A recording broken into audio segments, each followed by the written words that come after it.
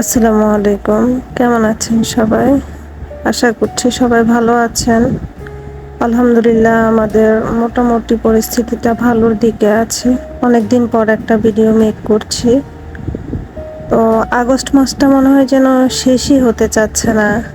যতই দিন যাচ্ছে মনে হয় যেন আগস্ট মাসটা এবছর অনেক লম্বা হয়ে গেছে, তাই না?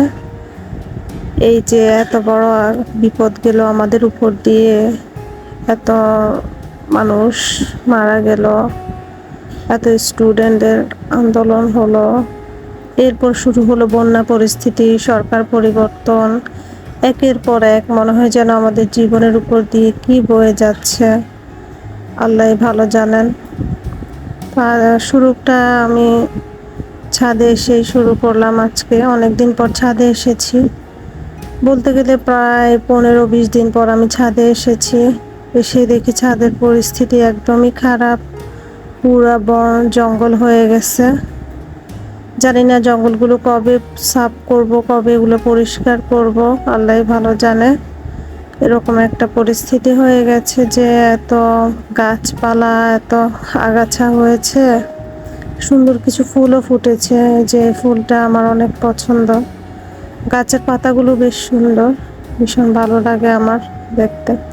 এই যে এখানে এই গাছটা, এটা মূলত শীতকালীন ফুল বলে আমি জানতাম, কিভাবে হলো বুঝলাম না। এখানে গোলাপ গাছে গোলাপ ফুটে আছে, আমার মালবেরি গাছে কিছু মালবেরিও হয়েছে, দেখে খুব ভালো লেগেছে। এই যে এগুলো কবে পরিষ্কার করবো আল্লাহই ভালো জানে। এই হচ্ছে আমার বাড়ির সামনের পরিবেশ, অবস্থা খুব খারাপ, একদম পানিবন্দি। পানি কবে কমবে? বন্যায় আমাদের অবস্থা খুবই বাজে হয়ে গেছে। এসব এলাকায় পানি উঠে, বর্ষায় পানি হয়, কিন্তু এরকম পানি আসলে আমার জন্মের পর আমি ফার্স্ট দেখছি। আব্বু আম্মু বললো ওনারা ফার্স্ট টাইম এরকম বৃষ্টি, এরকম পানিবন্দি অবস্থার মধ্যে দিয়ে গেছেন। ওনাদের লাইফে ওনারা এরকম দেখেননি কখনো।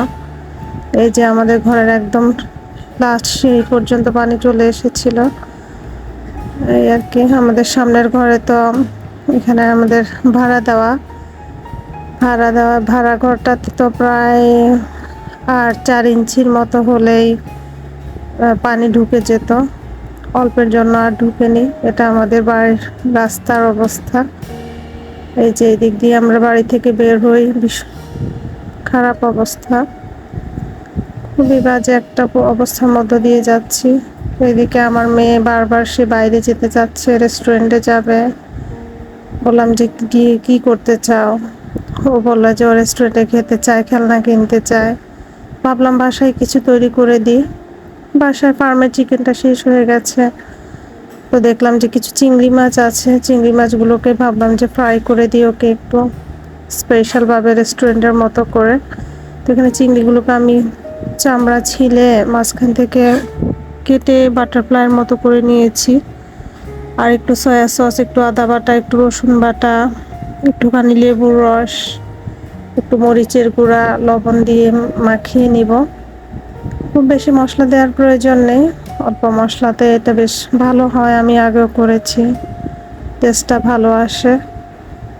এটাকে আমি মাখিয়ে একটু ম্যারিনেট করে রাখবো, রেখে আমি বাকি প্রসেসিংটা করে নেব। ম্যারিনেট বলতে এই তো মেখে এক পাশে রেখে দেব, সাইডে আমি বাকি ইনগ্রেডিয়েন্টসগুলো রেডি করে নিব। এই যে আমার চিংড়ি মাছ মাখা হয়ে গেছে। তা আমি এখানে, আমার ঘরে কর্নফ্লাওয়ার ছিল না, ময়দা আছে, 2 চামচ পরিমাণ ময়দা চিংড়িগুলোর সাথে মাখিয়ে নিব। একটু মরিচের গুঁড়া, অল্প একটু জিরার গুঁড়া দিয়ে এটাকে মাখিয়ে নিব। কাবাব মশলা থাকলে ভালো হতো, কাবাবের মশলায় ভালো ফ্লেভার আসে।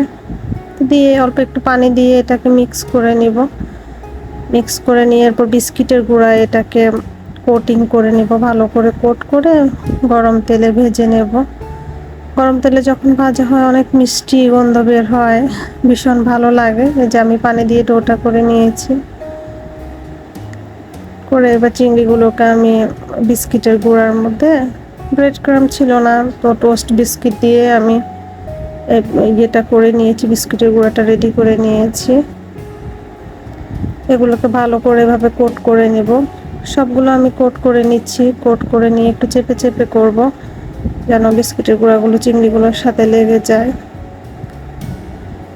এভাবে করে আমি সবগুলো রেডি করে নিয়েছি। এই যে আমার সবগুলো চিংড়ি রেডি হয়ে গেছে। তো আমি এই ফাঁকে একটু ফ্রেঞ্চ ফ্রাইও প্রায় ভেজে দিয়েছি ওকে।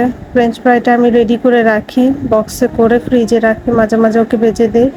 ওই তেলেই হচ্ছে আমি চিংড়িগুলো ভেজে নিচ্ছি। এভাবে চিংড়িগুলোকে ভেজে সস দিয়ে খেতে ভীষণ ভালো লাগে, সসের সাথে মিক্স করে খেতে ভীষণ মজা হয়। এই যে চিংড়িগুলোকে আমি ভালো করে, বেশি না বড় জোর 2-3 মিনিটের ভিতর ভাজা হয়ে যায়। চিংড়ি মাছ তো এমনিতেই বেশি ভাজতে লাগে না, অল্পতে রান্না হয়ে যায়। আর যেহেতু এগুলো ছোট চিংড়ি, বড় হলে হয়তো আর একটু টাইম নিত। আশা করি আমার ভিডিওটা সবার ভালো লাগবে। তো ভালো থাকবেন আর আমাদের জন্য দোয়া করবেন।